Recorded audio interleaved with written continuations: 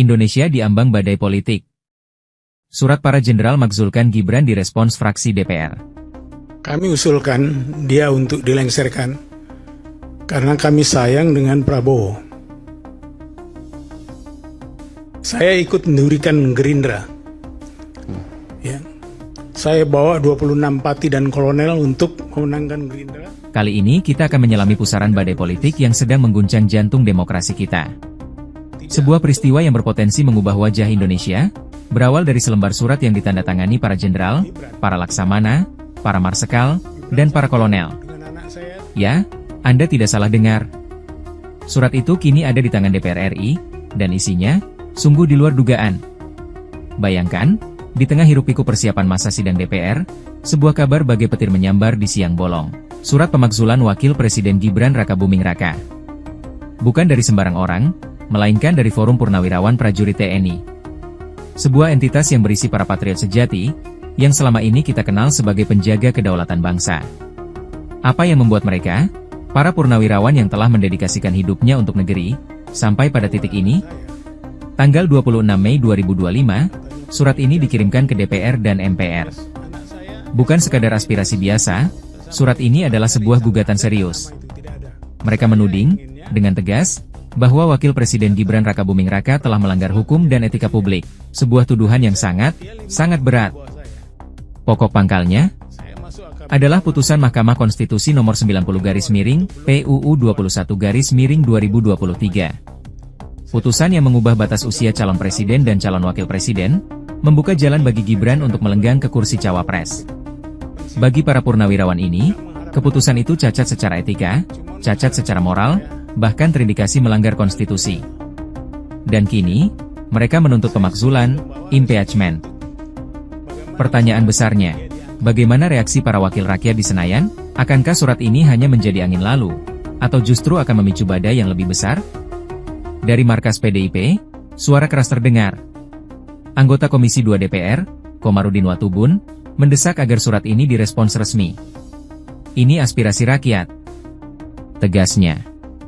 Ia bahkan menyayangkan, mengapa isu pencalonan Gibran yang sejak awal dianggap bermasalah ini, baru sekarang kembali mencuat. Menurut Komar, agar tak berlarut-larut, DPR dan MPR harus memberikan jawaban resmi.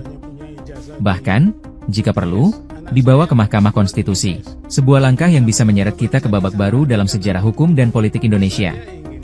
Namun, tidak semua fraksi sependapat. Dari PKB, melalui Wakil Ketua Balik DPR, Ahmad Iman Sukri, ada nada hati-hati. Terlalu bernuansa politis, ujarnya singkat. Ia mengaku belum ada diskusi serius di fraksinya. Surat ini, baginya, tak lebih dari sekadar aspirasi yang nasibnya akan ditentukan oleh pimpinan DPR. Sebuah pernyataan yang bisa diartikan, mari kita lihat dan tunggu saja.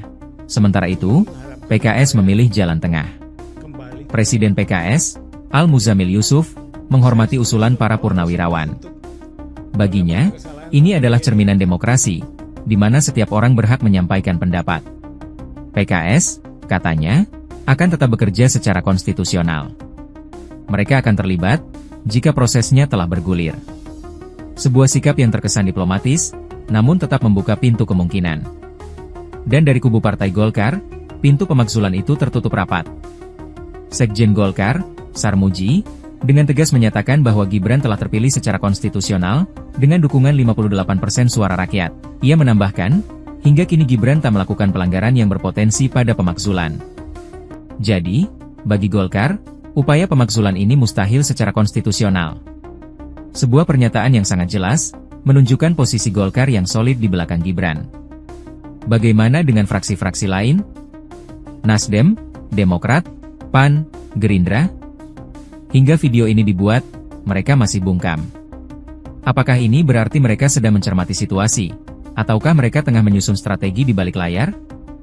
Dan bagaimana dengan para pucuk pimpinan di Senayan? Wakil Ketua DPR, Sufmi Dasko Ahmad, mengaku belum membaca langsung surat itu. Ia beralasan surat masih di Sekretariat Jenderal DPR, dan kebetulan sedang masa reses. Begitu pula dengan Ketua MPR, Ahmad Muzani, yang bahkan mengaku belum menerima suratnya karena beberapa hari tidak masuk kantor jelang Lebaran. Sebuah jawaban yang menimbulkan tanda tanya besar. Apakah ini sebuah kebetulan? Ataukah ada upaya untuk menunda respons terhadap surat sakti ini? Selasa, 24 Juni, masa reses DPR berakhir. Artinya, rapat paripurna akan segera digelar. Mungkinkah surat pemakzulan ini akan dibacakan di hadapan seluruh anggota Dewan?